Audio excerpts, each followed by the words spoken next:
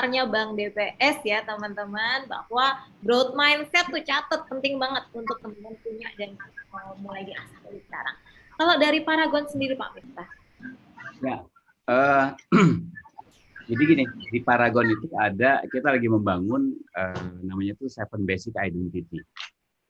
Jadi kita tuh mimpinya orang yang masuk Paragon suatu saat nanti dengan ways of thinking, ways of feeling, dan ways of action itu mencerminkan di Seven Basic Identity itu.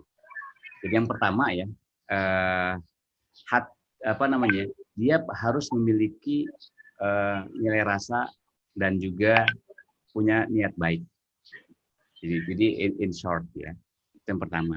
Bagaimana pola pikirnya dia? Tadi nilai rasanya tadi. Bagaimana pola pikirnya dia? Dia harus respect kepada seseorang, kepada semua orang, bahwa kita berbeda. Dan untuk itu tidak ada yang lebih tinggi atau lebih rendah. Hal lainnya adalah apa? Yang kedua adalah entrepreneurship. Orang yang selalu grit, orang yang selalu mencari peluang untuk opportunity dan menggapainya dengan baik. Itu ya, 1, 2, 3 berarti ya. Bagaimana ways of action dia? Yang pertama dia harus melakukan learning, continuous learning, pembelajar yang aktif. Tadi disampaikan oleh Mas Aris ya, bahwa kita ingin orang yang punya growth mindset. Dia belajar karena tanpa belajar orang ini akan ketinggalan zaman ya.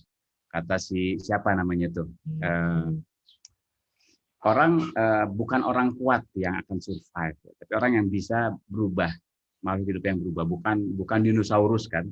Akhirnya kadal yang bisa ini. Meskipun kecil kalau misalkan dia bisa beradaptasi, dan itu menurut saya sih salah satu kuncinya adalah growth mindset.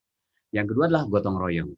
Jadi much more than teamwork sebetulnya. Orang yang memang ingin bekerja sama, bergotong royong, yang kita cari juga. Yang dua terakhir adalah continuous improvement. Menjadikan hari ini itu harus lebih baik daripada hari kemarin. Dan ini terstate di visi kita. Dan yang terakhir, semua aktivitas kita itu gunanya untuk apa? Untuk kepuasan pelanggan. Jadi benar-benar kita di-drive semua aktivitas di dalam itu untuk customers. Jadi teman-teman semuanya, kalau teman-teman semuanya punya 7 basic identities tadi, dari nilai rasa, nilai pikir, dan nilai aksi tadi, yang fit, silahkan. Karena kami melihat itu semuanya sebagai bagian dari journey-nya di Paragon. Terima kasih. Oke, thank you Pak Miftah. Oke, udah dicatat tadi ya, 7 basic identity yang diharapkan. Nah, itu mulai deh teman-teman. Ways of thinking, ways of feel, dan ways of action. Gitu. Karena tindakan itu biasanya berawal dari bagaimana pola pikir, cara kita berpikir, mempersepsi sesuatu, dan itu akan mempengaruhi bagaimana perasaan kita dan mempengaruhi action yang akan kita pilih. Tadi ya udah ada respect, ada continuous learning, ada entrepreneurship, mulai deh dicari tahu dari sekarang dan sebisa mungkin dikembangkan.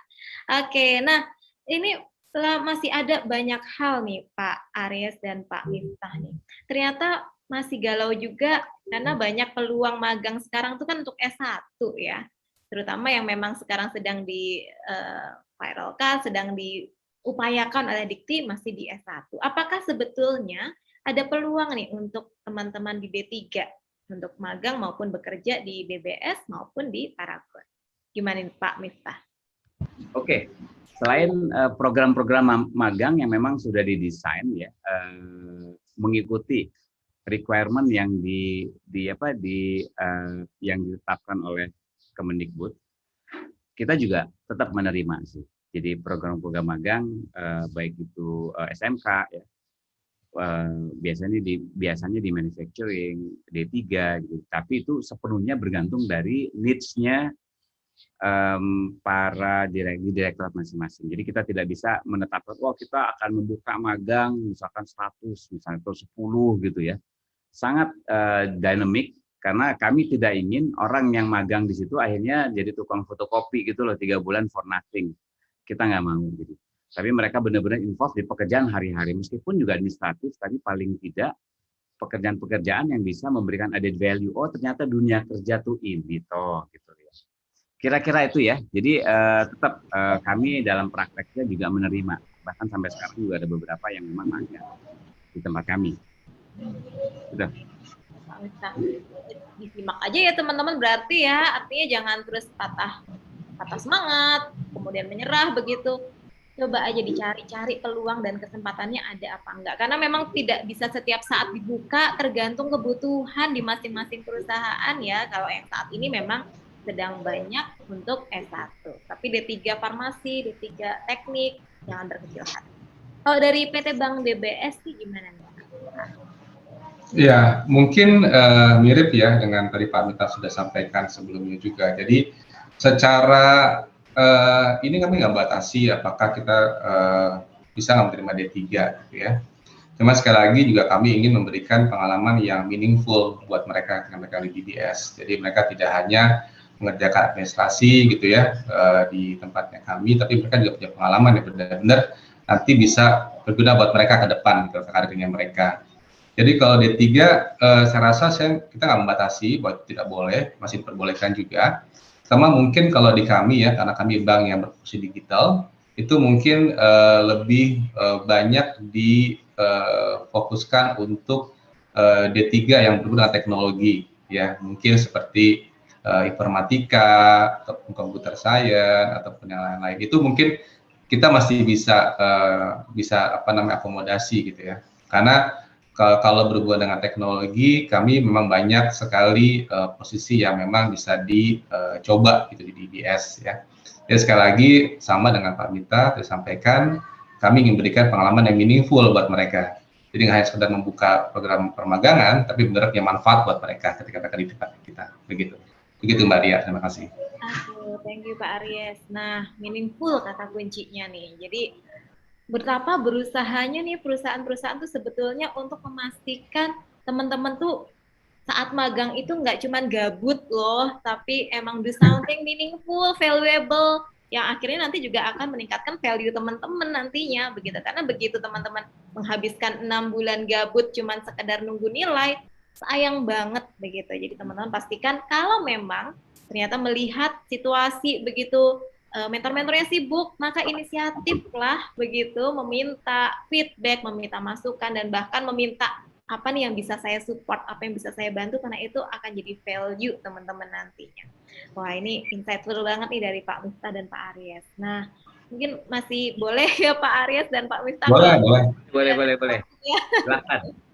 Ya, ini teman-teman ini ternyata saat magang masih banyak yang punya keresahan-keresahan di hal-hal administratif nih Pak Aries dan Pak Miftah. Maksudnya jadi kalau beda jurusan, beda bidang ilmu boleh apa enggak? Kalau yang misalnya semester ini boleh apa enggak? Sebetulnya kalau dari Bank DBS maupun dari Paragon, apakah memang ada semester khusus begitu, barangkali ada keilmuan khusus yang dibutuhkan, mereka sudah harus ambil mata kuliah tertentu begitu untuk meraih itu, atau bahkan mungkin bisa dicontohkan salah satu proyek yang cukup banyak begitu menampung mahasiswa di DBS maupun di Paragon yang mungkin membutuhkan keilmuan tertentu nih. Ini bisa sharing dari Pak Miftah dulu boleh?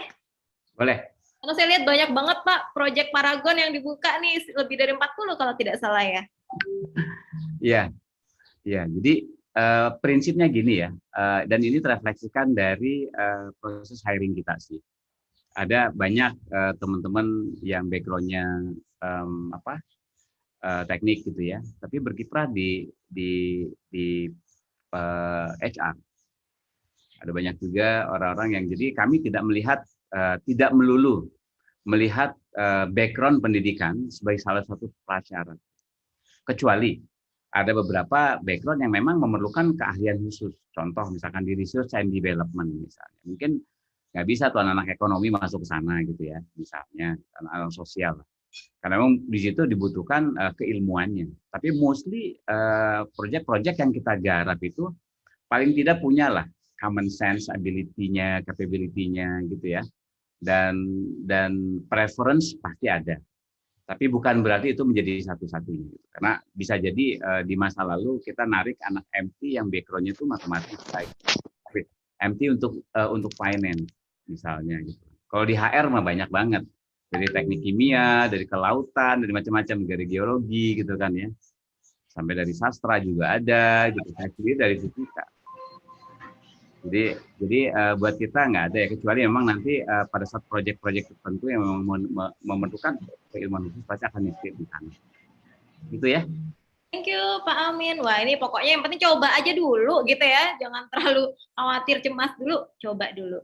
Oke, terima kasih sekali. Saya sampaikan ke Pak Miftahun Amin dari PT Paragon dan Pak Aries dari Bank DBS Indonesia yang sudah sharing banyak Ya, hal terima kasih. magang. Nah, sudah hadir bersama kita. Selamat datang Pak Prof. Nizam.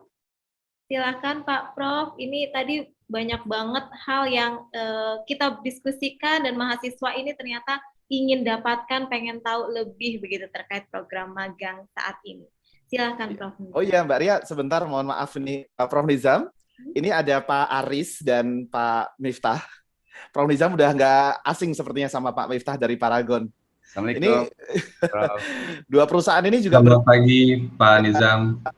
Dua perusahaan ini juga Prof. Nizam udah approve nih untuk menjadi mitra magang Kampus Merdeka. Begitu Prof. Nizam, mohon berkenan untuk memberikan pengarahan kepada para mahasiswa sehingga nanti bisa lebih siap. Tadi sebelumnya udah diskusi nih sama Pak Miftah dan Pak Aris. Bagaimana sih magang di Paragon dan di DBS? Monggo Prof. Nizam. Baik, terima kasih Mas Radi, Pak Arif, Pak Aris, Pak Miftah, dan adik-adik mahasiswa sekalian yang berbahagia. Assalamualaikum warahmatullahi wabarakatuh. Semangat pagi, semangat sejahtera untuk kita semua. Om Swastiastu, Namo Buddhaya, salam kebajikan. Mohon maaf ini saya di jalan jadi masih pakai masker. Ya, pertama saya mengapresiasi atas kegiatan hari ini untuk job fair dan sekaligus juga untuk membuka kesempatan magang bagi adik-adik mahasiswa. Jadi kita ketahui bahwa adik-adik sekalian, terutama yang sudah di semester akhir ya, sudah saatnya untuk memikirkan dari esok ya, bagaimana nanti adik-adik lulus, kemudian akan bekerja di mana. Itu jangan dipikir setelah lulus, tapi sekarang ya, ketika belum lulus, sehingga nanti ketika lulus sudah tahu mau masuk kemana, mau bekerja di mana. Nah, kesempatan untuk melakukan penjajakan secara mendalam itu sekarang terbuka lebar melalui program Kampus Merdeka terutama ya.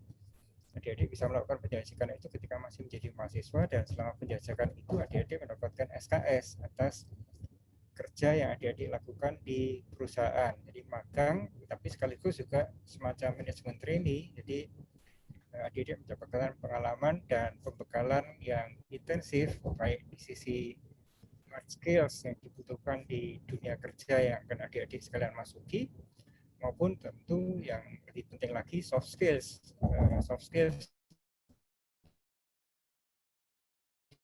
di dunia kerja itu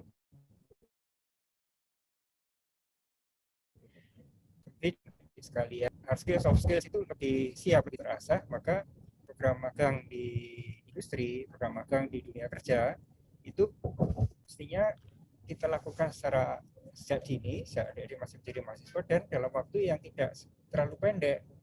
Kalau hanya sebulan 2 bulan itu belum apa-apa, jadi belum bisa PDKT gitu, baru ya kenal lama. Tapi kalau sudah 5 bulan, 6 bulan, maka insya Allah sudah akan ketemu chemistry-nya, sudah tahu apa itu disiplin kerja, sudah tahu apa itu business meeting, sudah tahu apa itu tenggat waktu yang harus dipenuhi, sudah tahu apa itu disiplin di dunia profesi, sudah tahu itu apa tantangan dan juga peluang yang ada di dunia profesi yang akan adik-adik sekalian masuki.